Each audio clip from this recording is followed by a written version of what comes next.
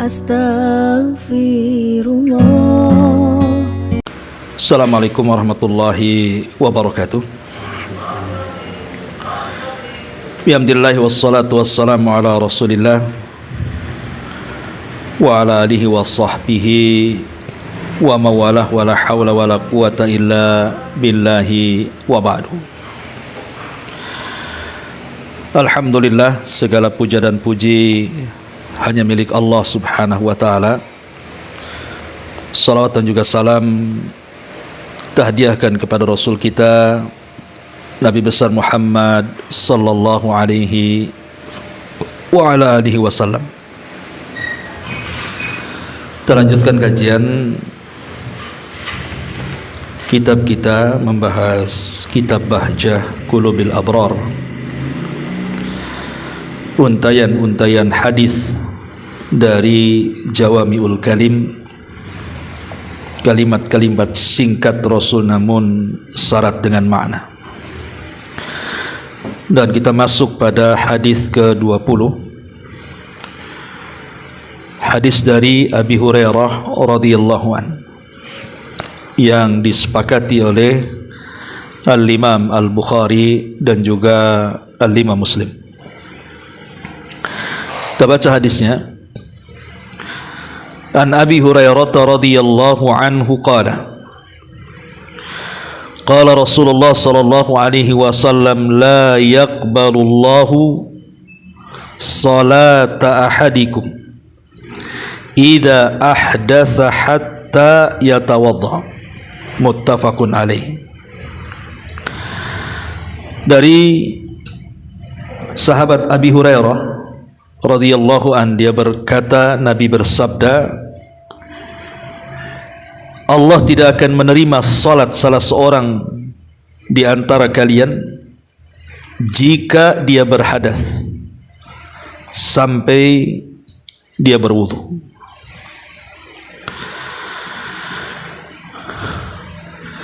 Ma'asyiral muslimat yang dimuliakan Allah subhanahu wa ta'ala, hadis ini menjelaskan tentang fadlul wudu, tentang keutamaan berwudu, di mana wudu itu menjadi syarat daripada sahnya sebuah ibadah salat. Artinya kalau salat tanpa wudu berarti tidak sah salatnya, karena dia menjadi syarat sah daripada salat. Sebelum kita bentangkan hadis ini, kita akan menjelaskan tentang keutamaan wudu dulu, biar kita makin terangsang untuk terus menjaga wudu dan tahu arti dibalik keistimewaan orang yang menjaga wudu. Baik, ma'asyiral muslimat yang dimuliakan Allah subhanahu wa ta'ala, di antara keistimewaan wudu itu banyak sekali,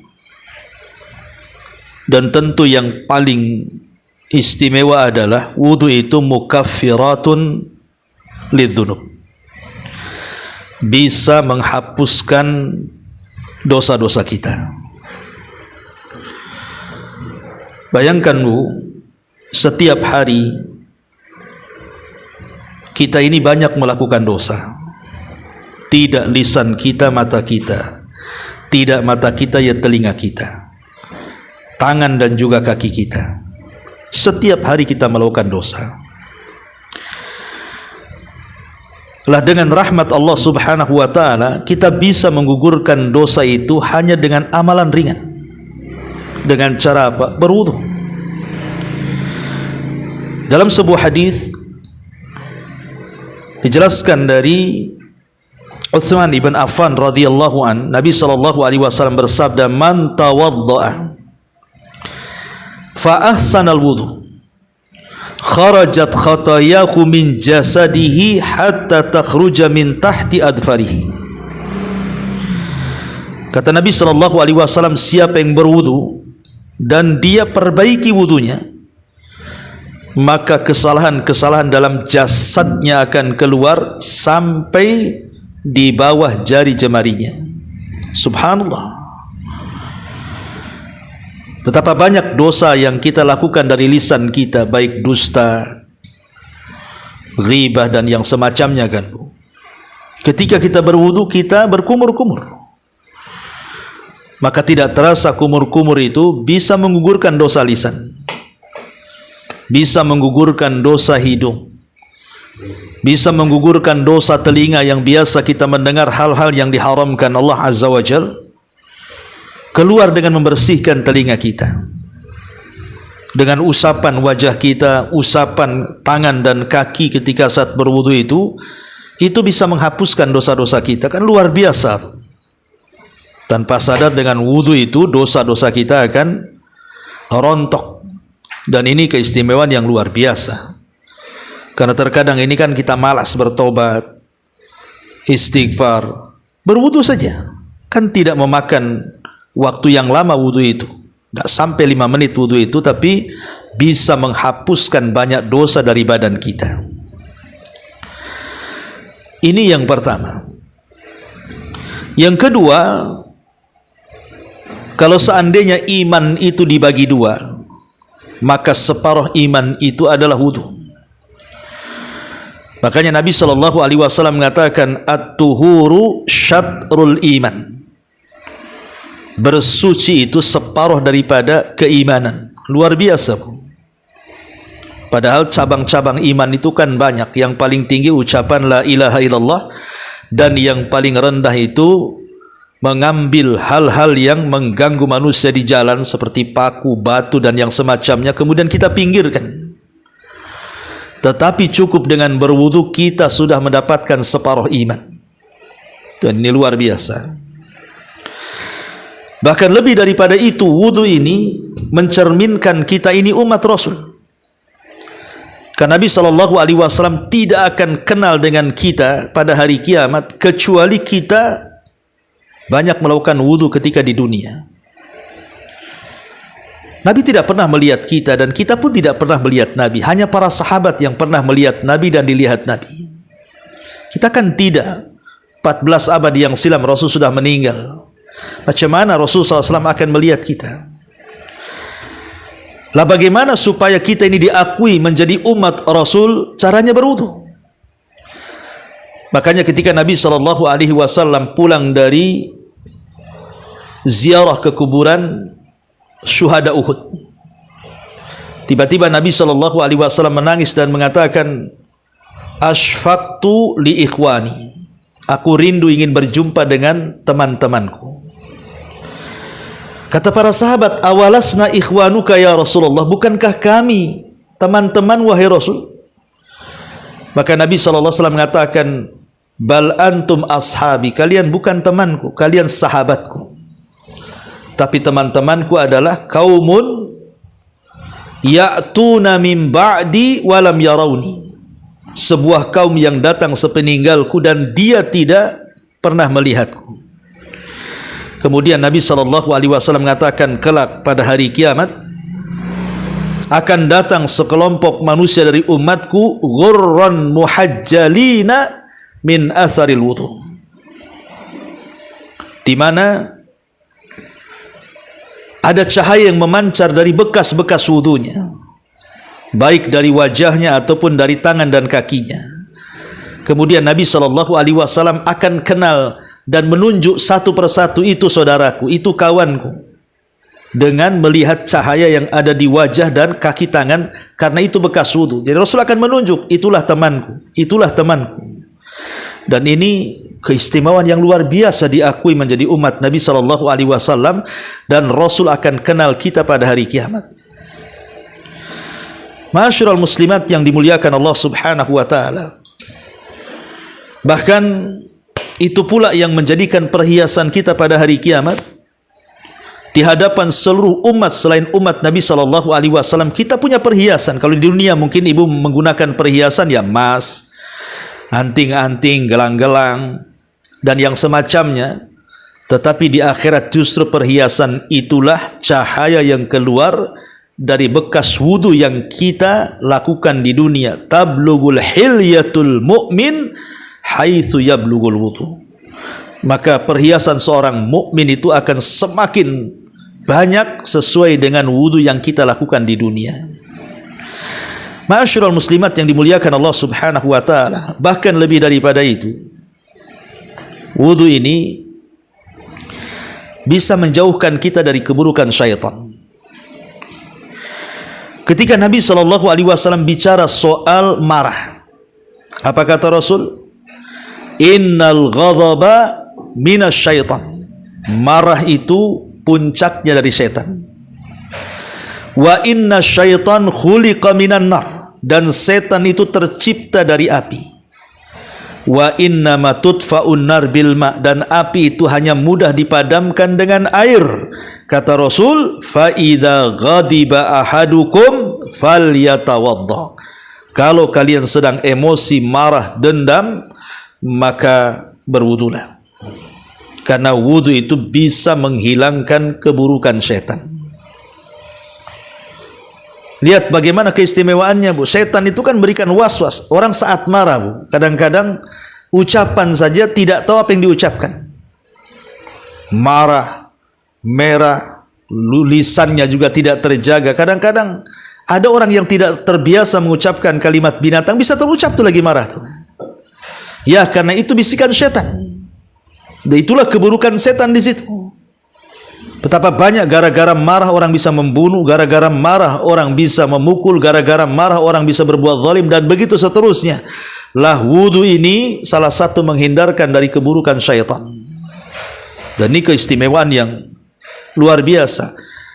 Bahkan jangan salah, Bu, wudu ini sebab bisa menambah umur loh. Jadi umur kita ini akan ditambah dan dicintai para malaikat. Dalam sebuah hadis yang dikeluarkan oleh Imam At-Tabrani dalam Mu'jamul Awsat dan juga Mu'jam As-Saghir dari Nabi SAW, dari sahabat Anas bin Malik radhiyallahu an, dia mengatakan, ya bunai, asbigil wudu. Kata Rasul kepada Anas, wahai anakku, sempurnakan wudu. Yazid fi umrika wa yuhibbuka hafizatuka. Maka dengan menjaga wudu, umurmu akan bertambah, para malaikat akan suka dengan kamu. Bayangkan, umur kita akan ditambah dengan wudu. Jadi kalau ingin panjang umur, ya banyak-banyak berwudu lah. Kalau ingin dicintai para malaikat, maka banyak-banyak berwudu. Karena setan itu tidak mungkin dekat kepada orang-orang yang suci. Ketika setan tidak dekat, berarti malaikat yang mendekat. Ingat, ketika malaikat suka dan cinta dengan kita, kita akan mendapatkan banyak keutamaan. Lah, siapa yang mencabut nyawa kita kalau bukan malaikat? Siapa yang mencatat amal kita kalau bukan para malaikat? Siapa yang mengawasi dan menjaga kita kalau bukan para malaikat? Kalau malaikat-malaikat ini sayang dan cinta dengan kita, tidak mungkin dia mencabut dengan cara yang tidak baik. Tidak mungkin mencatat kecuali yang baik-baik, dan begitu seterusnya. Maka dengan berwudu itu bisa menambah umur, bisa dicintai para malaikat, bahkan lebih daripada itu, sebab dikabulkan doa juga itu karena wudu. Jadi kalau ingin dikabulkan doa-doa kita, maka sebelum berdoa itu wudu dulu. Walaupun hukumnya sunnah saja. Karena disebutkan dalam sebuah hadis yang dikeluarkan Imam Ahmad dalam musnadnya, Nabi SAW mengatakan, ma min rajulin yabitu ala tuhrin thumma yata'ar minal layli fayadhkur wa yas'alallaha azza wa jal khairan min khairid dunya wal akhirah illa atahu Allahu azza wa jal iyah. Kata Rasul, barang siapa seseorang dia bangun tengah malam, kemudian dia mengambil wudu, kemudian dia pun berzikir kepada Allah dan meminta sesuatu kepada Allah, kebaikan, dari kebaikan dunia dan akhirat, kecuali Allah Subhanahu wa taala akan memberikan kebaikan itu kepadanya. Dari sini kata para ulama, lihat bagaimana wudu itu sebab terkabulkannya doa. Bahkan lebih daripada itu adalah mendapatkan syafaat Nabi sallallahu alaihi wasallam. Wudu adalah sebab mendapatkan syafaat Nabi sallallahu alaihi wasallam, sebagaimana riwayat Ibnu Mas'ud radhiyallahu an.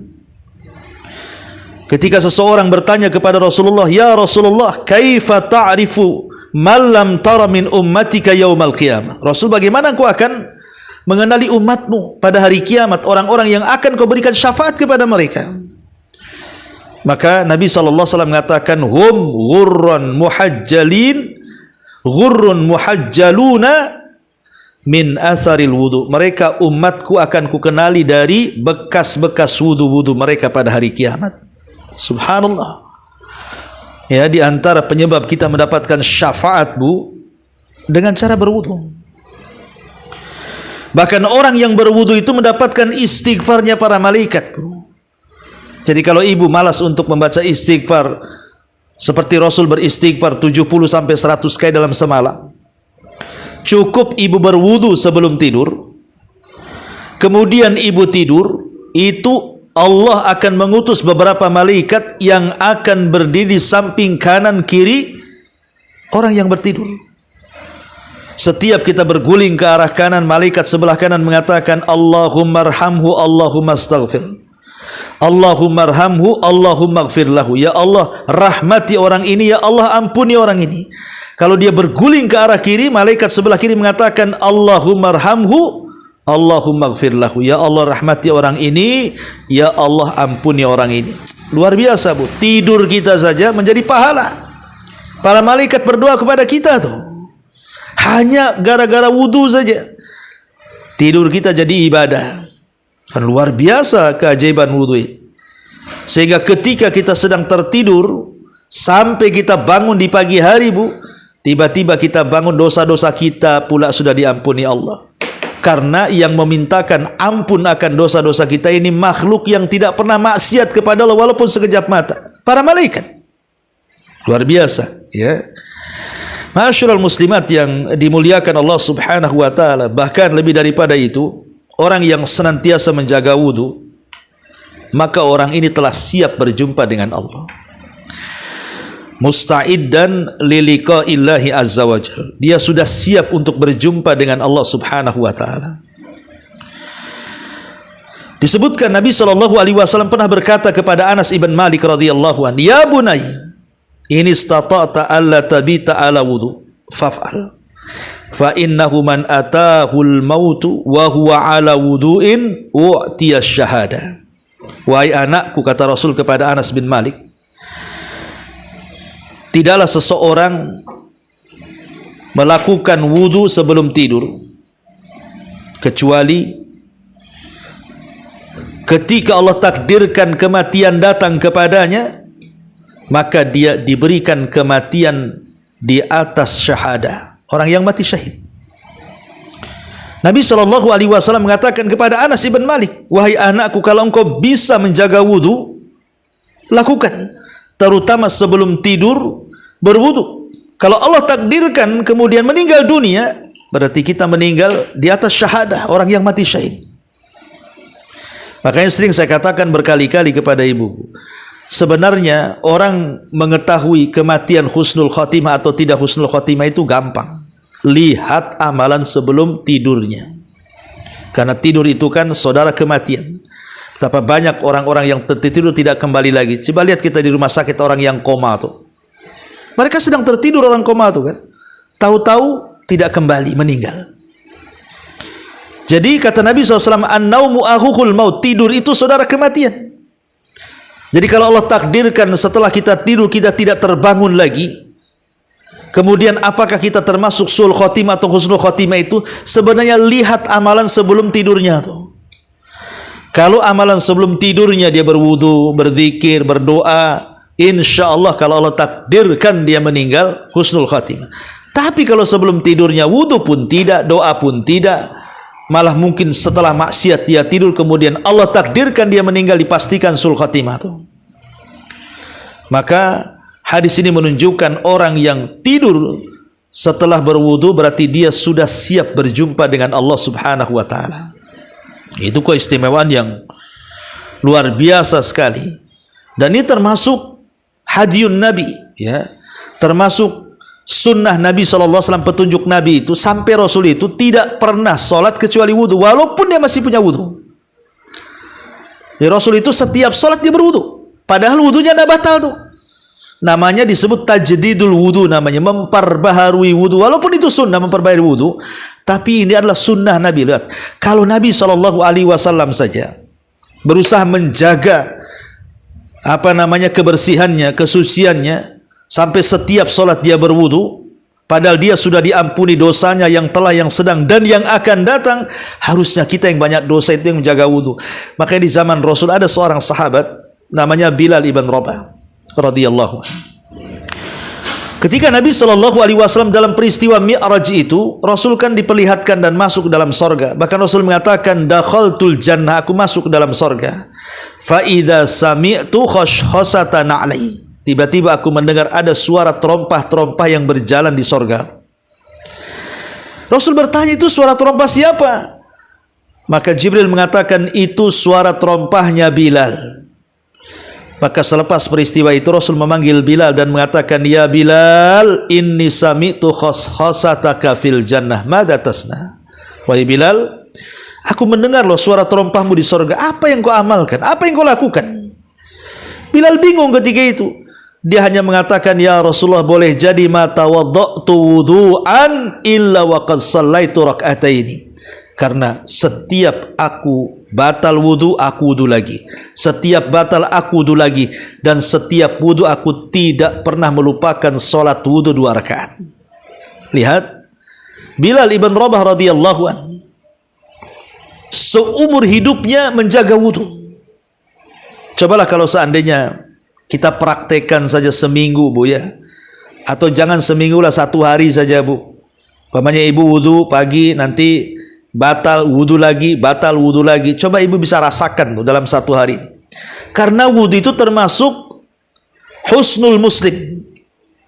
Jadi seorang muslim itu akan terjaga dari keburukan hawa nafsu, keburukan syaitan, keburukan orang-orang yang hendak berbuat buruk kepada kita. Maka akan terhalang tuh semua keburukan-keburukan itu. Karena wudu itu adalah tahassud, sebagai benteng kita dari keburukan-keburukan syaitan terutama dan hawa nafsu kita. Karena kita senantiasa di atas kesucian. Dan ingat bahwa dengan wudu itu derajat kita akan diangkat. Dalam sebuah hadis Nabi SAW mengatakan, ala adullukum ala ma yamhullahu bihil khataya wa yarfa'u bihi darajat, kata Rasul. Maukah kutunjukkan kepada kalian sesuatu yang Allah akan hapuskan kesalahan-kesalahan kalian, Allah angkat derajat kalian di sorga?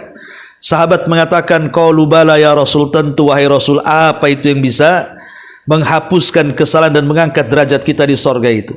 Kata Rasul, isbaghil wudu alal makari. Sempurnakan wudumu ketika engkau tidak suka berwudu.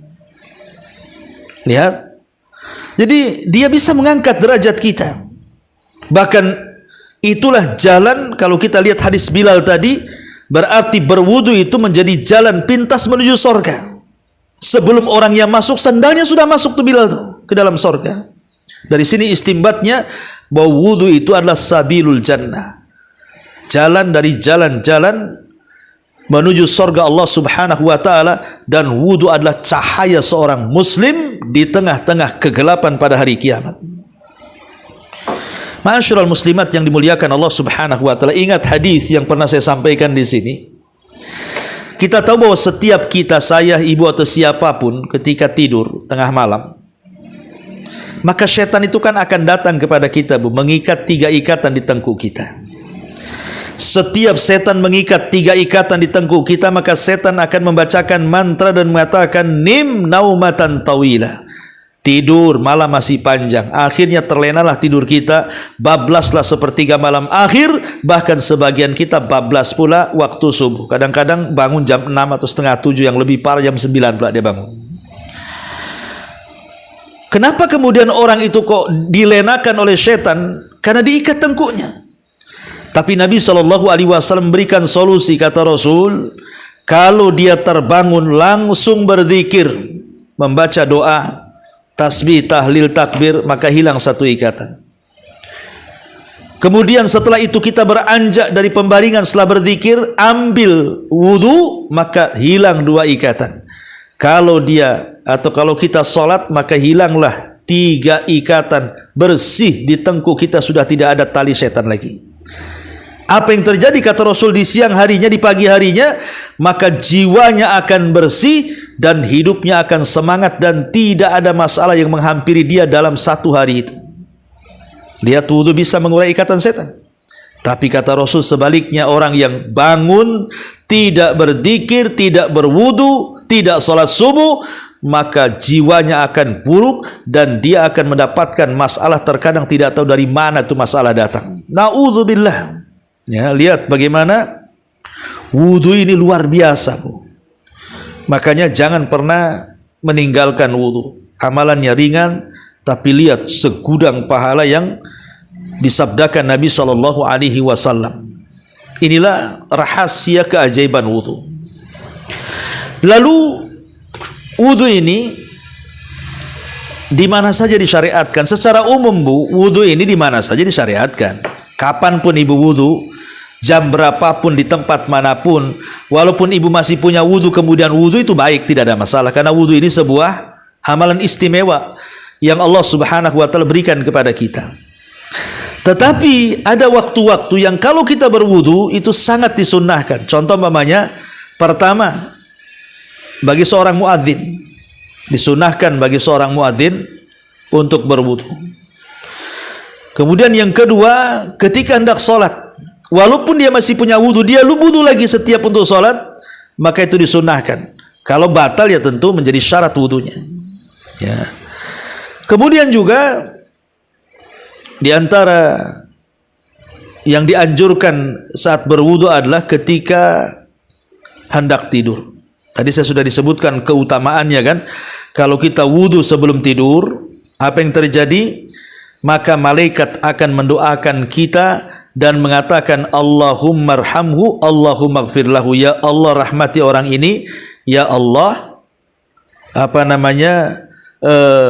ampuni dosa orang ini. Jadi disunahkan juga. Termasuk juga kalau seorang suami mau mengulang melakukan hubungan suami istri, itu disunahkan berwudu juga. Kata Nabi SAW supaya menambah kesemangatan. Ya, itu juga disunahkan berwudu. Ya. Termasuk juga disunahkan berwudu ketika marah tadi, Bu. Ketika marah gitu ya, maka kita juga disunahkan untuk berwudu. Termasuk juga orang yang hendak membaca Quran, sunnah wudunya. Kalau tidak wudu pun tidak ada masalah. Tapi kalau seandainya dia hendak membaca mushaf, kemudian dia berwudu, maka itu lebih baik lagi. Karena bagaimanapun orang yang dalam kondisi suci kemudian memegang kitab suci dan membaca kitab suci, tentu keutamaannya luar biasa. Termasuk juga orang yang selesai memandikan jenazah, ya, itu juga disunahkan berwudu. Kemudian juga berwudu karena seorang yang junub, umpamanya ibu sedang junub, belum mandi, tapi ibu mau makan, mau minum atau mau tidur, maka disunahkan berwudu. Ya, walaupun wudu tidak menghilangkan hadas besar kan, Bu, tapi ini sunnah hukumnya. Ya, sunnah kalau ibu junub, kemudian mau makan, mau minum, mau tidur, itu disunnahkan juga berwudu. Ya, jadi luar biasa. Jadi wudu ini juga manfaatnya luar biasa. Jadi inilah diantara keutamaan-keutamaan berwudu yang disebutkan oleh para ulama. Taib. Bahkan bukan hanya itu saja, doa selepas wudu saja itu keutamaan luar biasa. Kata Nabi SAW, "Ma minkum min ahadin yatawadda fayablugh ataupun fayusbighul wudu thumma yaqulu asyhadu an la ilaha illallah wa anna muhammadan abdullahi wa rasul illa futihat lahu abwabus al jannati tsamaniyah yadkhulu min ayyiha syaa." Jadi kalau habis berwudu, Bu, syahadat asyhadu an la ilaha illallah wa anna muhammadan abduhu wa rasuluh. Lihat bagaimana keutamaannya. Allah akan buka 8 pintu sorga dan kita masuk dari pintu sorga manapun. Itu doa selepas wudu, Bu. Membaca 2 kalimat syahadat. Jadi biasakan ibu kalau berwudu baca 2 kalimat syahadat habis wudu itu, Bu. Kan mudah, ibu kan nggak mungkin nggak hafal syahadat kan. Asyhadu an la ilaha illallah wa asyhadu anna Muhammadan abduhu wa rasul. Kalau mau nambah ya boleh jadi Allahumma ij'alni minat tawwabin waj'alni minal mutatahhirin. Ya. Allahumma ij'alni minat tawwabin waj'alni minal mutatahhirin. Ini doanya saja luar biasa, ya. Taib, ini di antara keistimewaan dan tempat-tempat kita disunnahkan untuk berwudu. Masuk pada hadis yang kita bahas ini. Kita baca sedikit perkataan pengarang di sini.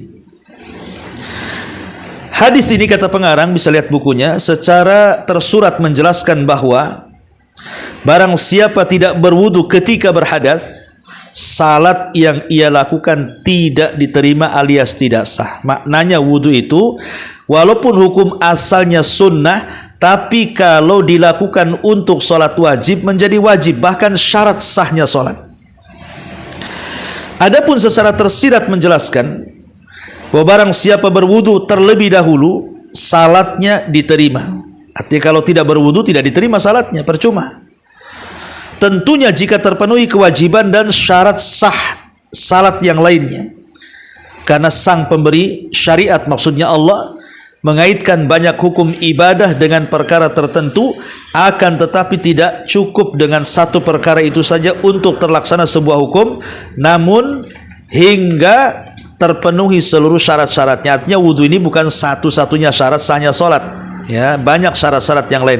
Wudu ini salah satunya saja, ya. Kemudian kata beliau di sini, dalam hadis Nabi SAW ada kalimat hadas, kan, idza ahdatsa, apabila dia berhadas. Hadas di sini mencakup seluruh pembatal-pembatal wudu, termasuk juga sesuatu yang keluar dari 2 jalan, kubul dan dubur. Kemudian juga tidur juga membatalkan wudu. Maksudnya tidur yang terlelap, ya, bukan tidur yang, kan tidur itu ada 2, Bu. Ada tidur itu yang disebut dengan selip-selip chicken. Nah, itulah tidur-tidur ayam gitu, ya. Itu nggak terlelap tuh. Nah, itu tidak batal wudunya. Maksudnya sampai ngorok nggak tahu di sekitarnya, itu batal wudunya. Ataupun kotoran yang keluar dari sebagian tubuh yang lain selain kubul dan dubur, umpamanya operasi mengeluarkan kotoran dari perut, nah itu juga sama juga, ya, bisa membatalkan wudu karena termasuk najis. Termasuk memakan daging unta, menyentuh wanita karena syahwat, menyentuh kemaluan dengan tangan dan dia bersyahwat, ya, maka itu semua juga bisa membatalkan wudu, baik yang disepakati atau yang diperselisihkan. Ya, jadi yang dimaksud hadas di sini artinya semua pembatal wudu. Sehingga barang siapa, kata beliau, mendapati pada dirinya salah satu dari pembatal-pembatal ini, salatnya tidak sah sampai dia berwudu kembali secara sempurna. Dia harus membasuh bagian-bagian tubuh yang telah disebutkan oleh Allah Subhanahu wa taala di dalam surah Al-Maidah itu.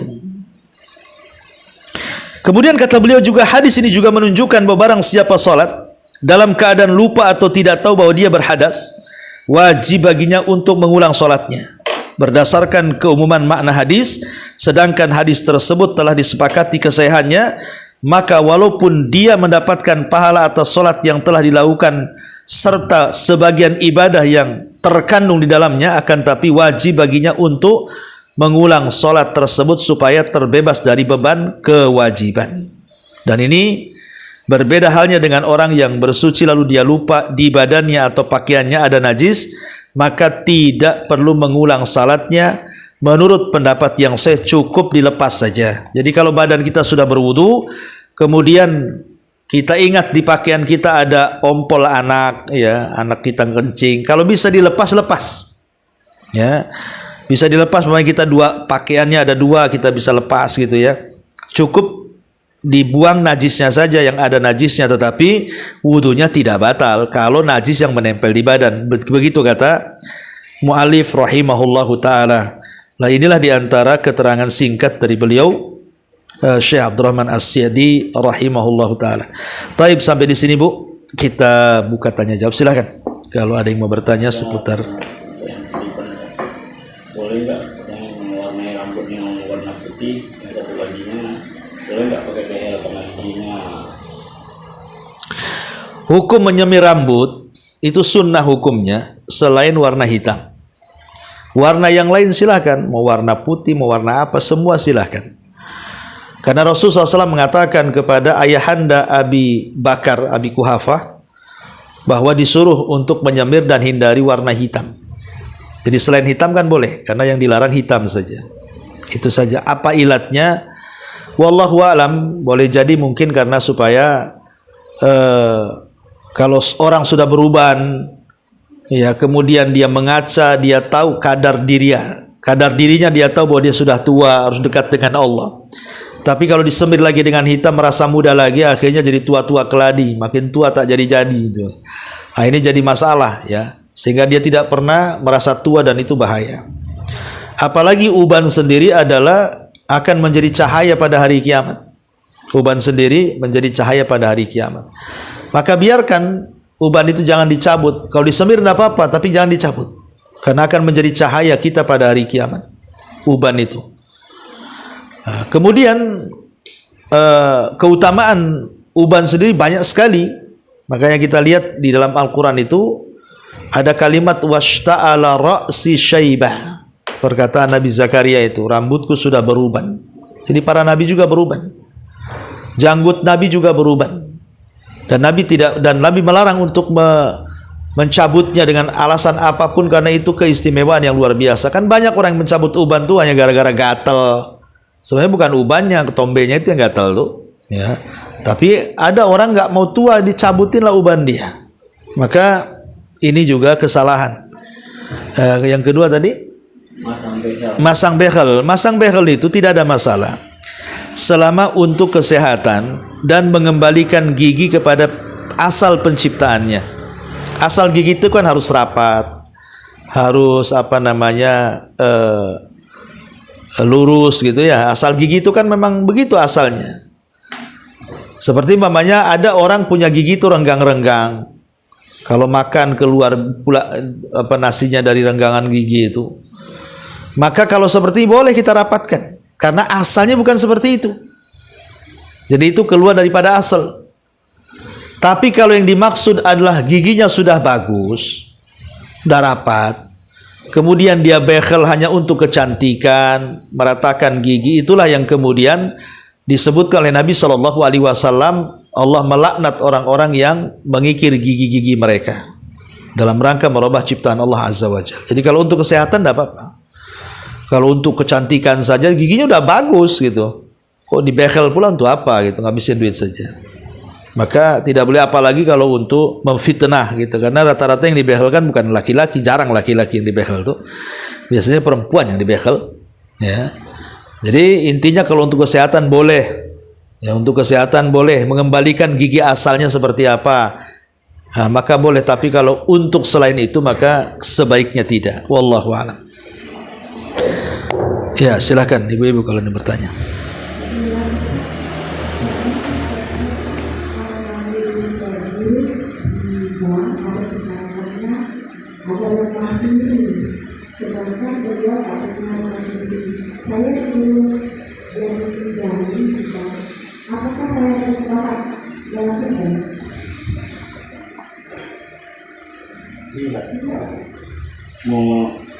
Temannya mau ambil mobil di bank, tapi dia karena dia nggak punya rumah sendiri, dia disuruh untuk menjamin untuk pengurusan surat atas nama orang. Ya, atas nama apa, dia ikut menjamin. Ya, bersubah dengan untuk jaminan kan, Bu? Ya. Itu apakah yang menjamin itu juga masuk dosanya atau gimana? Iya, jelas masuk, Bu. Itu ta'awun 'alal itsmi wal udwan. Itu tolong menolong di atas perbuatan dosa dan permusuhan. Riba itu yang memakan riba, yang ngasih makan riba, yang mencatatnya, notarisnya, yang menyaksikannya, semua sama dosanya. Coba bayangkan, yang makan loh, kok disamakan dengan yang ngasih makan? Yang ngasih makan disamakan dengan yang menyaksikan. Yang menyaksikan sama dengan yang menulisnya. Itu menunjukkan besarnya dosa riba. Maka jangan ta'awun, jangan mau.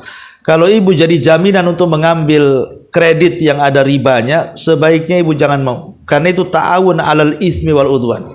Kecuali kalau kreditnya itu tanpa riba, ya tidak apa-apa. Ya, kreditnya tanpa bunga. kredit syariah, maka tidak masalah. Tapi kalau sudah jelas-jelas sebagai jaminan di bank konvensional, fatwa MUI saya sepakat bank konvensional itu bank ribawiyah, bank riba. Ya, maka sebaiknya jangan mau ya untuk jaminan hal-hal kemaksiatan, karena ibu akan dapat maksiatnya di situ.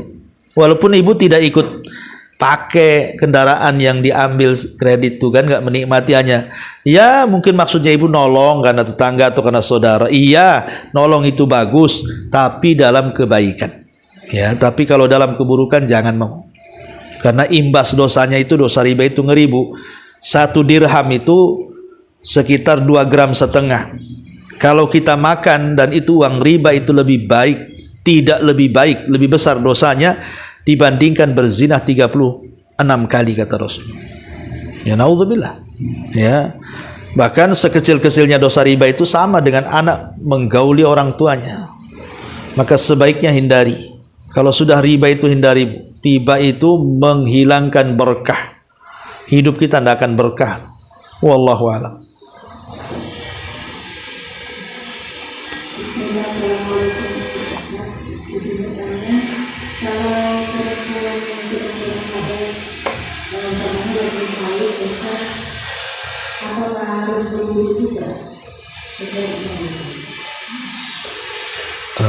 Kalau perempuan lagi haid, apa perlu berwudu juga?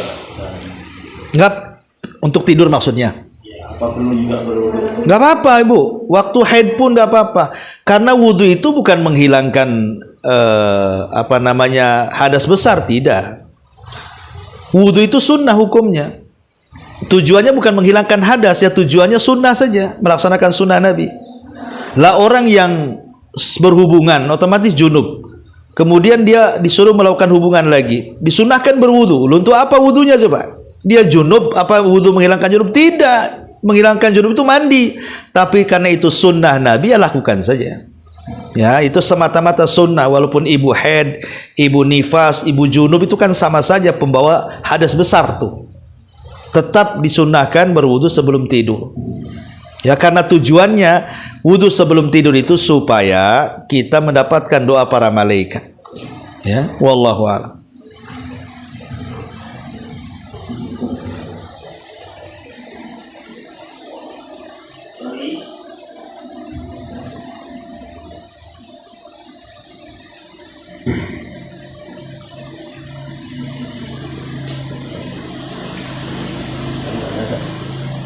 Sudah habis.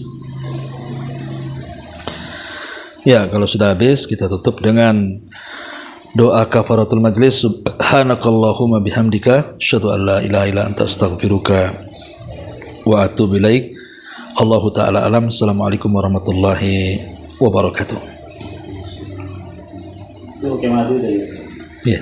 Kopinya ke madu.